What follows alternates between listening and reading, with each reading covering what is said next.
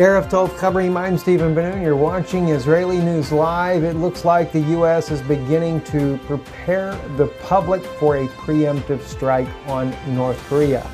That's not exactly what the United States' ambassador to the United Nations, Ms. Haley, is saying, but it seems to be clearly preparing the public for such an action.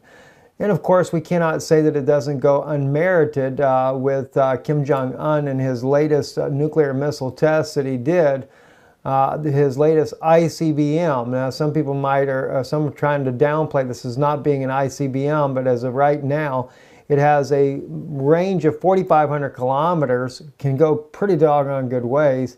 Japan, no doubt Hawaii is definitely within their target range, and when they launched this test missile, as we mentioned the other day on Israeli News Live from a tweet put out by RT's reporter and field reporter Murad Gazdiev, the missile went 1,200 kilometers into the atmosphere. Well, if it can go 1,200 kilometers in the atmosphere, I have a feeling it can go a heck of a lot further than 4,500 kilometers, according to Missile Threat.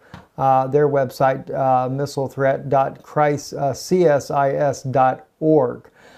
Anyway, going back though to Ms. Haley and what she has to say, let's listen just for a moment here, some of the comments that she makes here as she has the Japanese and South Korea representatives with her. The United States, along with Japan and South Korea, are extremely concerned about what is coming out of North Korea these days. The three of us have all asked for a Security Council emergency meeting, which we will be going into. But really, if you look at the process, we've been talking constantly about test after test after test from North Korea. But now we're seeing the longest ballistic test that we've seen so far. Then we're hearing the rhetoric of any time, any place. And we're not going to continue to just say, go ahead and test as often as you want. Well, as you can kind of gather from what Ms. Haley is stating there, definitely keeping all those options on the table. What's kind of interesting, though, as you get down to the end of the State Department's broadcast here, she states that they're not there for a regime change. I thought that was just a little bit odd, especially in light of the fact that they're calling for the regime change of President Bashar al-Assad, and he has absolutely no nuclear weapons. I guess it depends on what type of toys you have in your arsenal as to whether or not you vocally call for one way or the other. Also, though, just to kind of show that it's not just rhetoric, that the United States is definitely preparing for that type of a preemptive strike, we have Lorenzo on his channel Already Happened. .com. South Korea military convoy loaded with heavy self-propelled artillery spotted near Paeju, about 15 kilometers away from North Korean border there. Just kind of give you a little bit of this, the equipment as it's going along the road here. Is one car following up beside these different things. It looks a lot like a howitzer from the back end as they're coming up on this. But nonetheless, again, this is more military equipment that is, again, headed back north once again. The U.S. had actually taken the equipment there, pulled it away, and now all headed back once again. I'm sure there's a lot of equipment that's never left to begin with. And also, I believe the USS Ronald Reagan has left one of the Japanese ports as well en route to the area there to patrol the area. It didn't specify where in the report that I saw there, but I'm assuming the Sea of Japan, not far from North Korea's border there, in order to kind of keep a check on what's going on. But like I say, Kim Jong-un has really brought a lot of this stuff upon himself. Not to say there's not been some contributing factors, no doubt, in the background with continued military drills in South Korea getting larger and larger. But, a lot of this could have probably been brought to an end just by simply ceasing the nuclear program from the beginning. And maybe not oppressing your people to such a massive degree that Kim Jong-un has oppressed his own people, trying to make himself look like the Pharaoh of Egypt, so to speak. Anyway, moving on in other news as well. This one's kind of an interesting story that I've seen that just came out. My wife shared some of these with me. U.S.A. says Syrians built crematorium at prison to dispose of bodies.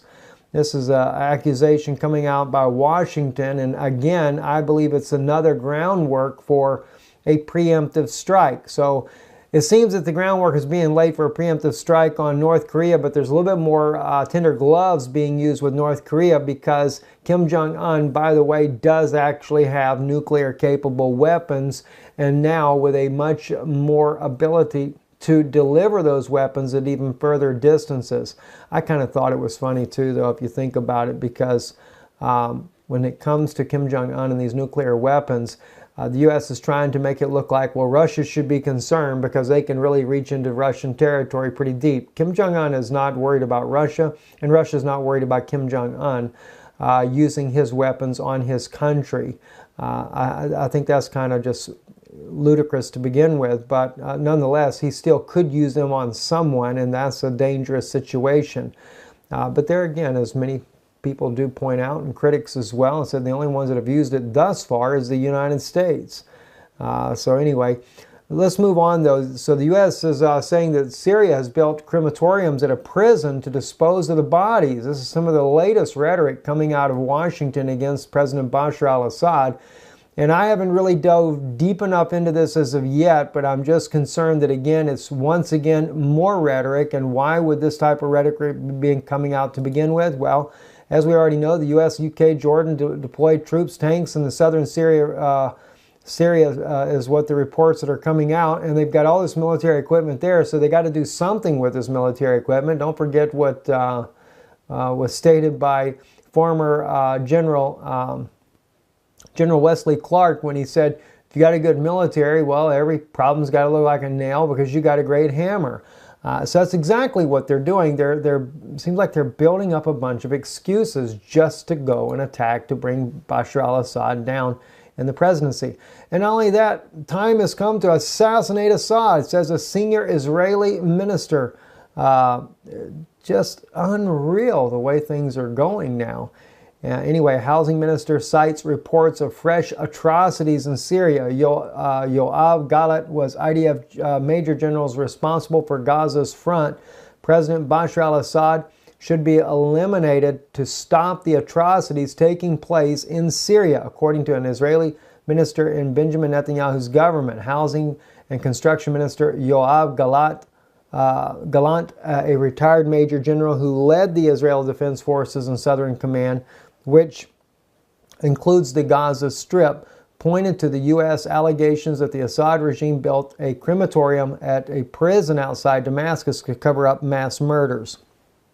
Now, I do have to say for a moment here, though, when I see this type of wording coming from a minister out of Israel, you have to understand the passions run deep for many Jewish people to begin with, because there was so much of this type of things going on inside of Germany and other countries as well throughout Europe that were under the Nazi regime control.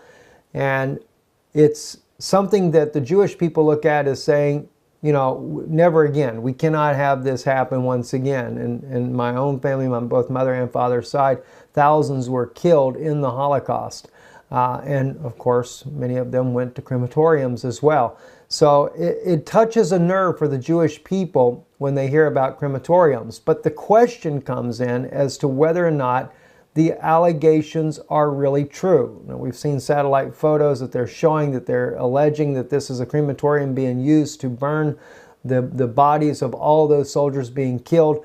But this is something we're going to look deeper into, because once again, allegations are swirling around, and the last time they went swirling around, it sent 59 Tomahawk cruise missiles inside of Syria. So, and yet still never was there a legitimate investigation done that allowed Russian authorities as well to be a balance in those investigations to determine whether or not sarin gas was used against Bashar al-Assad's own people, and whether or not his government was actually guilty of doing just that. Too much information to the contrary of it. So again, you have to kind of take these types of reports with a grain of salt, but, you know, never worry about it. There is a mass propaganda machine out there already working on this, and long as you can get the public behind you and get all the mothers out there that are weeping and crying for the children of Syria, which there should be a lot of weeping and crying, but unfortunately it is on both sides, and I'll agree with that. It is on the Assad side, it's on the Russian side, but it's also on the U.S. side. It's on the Free Syrian Army side, it's on al-Nusra, al-Qaeda, it's on ISIS, it's on the NATO coalition, it's on the Iraqis, it's on the Turkish. It's on every one of them's side over there that are in there fighting in this country, all fighting against one another, and it seems like half the time nobody knows who the real enemy is to begin with. When will it ever end? I don't know. Anyway, troubling as it may be, things just don't seem to want to calm down. And another one too I wanted to share with you that's also on already happened on their Twitter page. And this just confirms the U.S. preparing more and more. And that was Sam Drew. Lorenzo posted Sam Drew's information here that now a little base that was built just on the border of Syria on the Jordanian side, where Syria, Iraq, and Jordan come together. This small airstrip was built for drones. And I don't know how well you guys can see this. It was originally built with one drone in mind. Now they have 3 drones that are stationed at this particular little base there. Whether they're using the drones for airstrikes, whether they're using the drones for reconnaissance, whatever the case may be. I would be inclined to believe more for the purpose of reconnaissance than actual airstrikes at this point here, although they can be used for airstrikes as well. But I say that because of the fact that I do believe that the U.S. is preparing to launch a strike inside of Syria. And after we've seen the latest information that I've shared with you here, it seems like it's only a matter of time. I'm Stephen Benoon. You're watching Israeli News Live. Erev Tov.